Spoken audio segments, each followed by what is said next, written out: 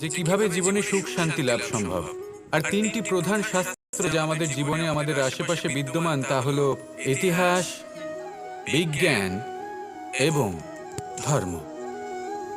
ইতিহাস থেকে আমরা জানতে পারি যে অতীতে কিভাবে আমরা সুখ ও শান্তি লাভ করেছিলাম।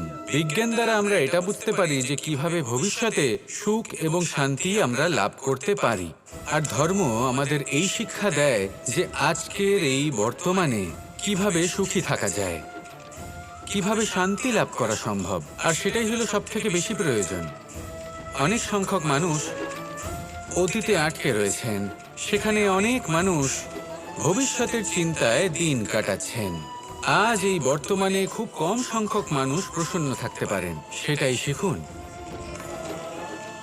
ধর্ম এটাই বলে যে যদি মনে কোনো মালিন্য না থাকে, এই মন যদি স্বচ্ছ হয়, কর্মের মাঝে কোনো ছলনা যদি না থাকে, তাহলে নিশ্চিত রূপে জীবনে সুখ এবং শান্তি আসবে আর আসতেই থাকবে।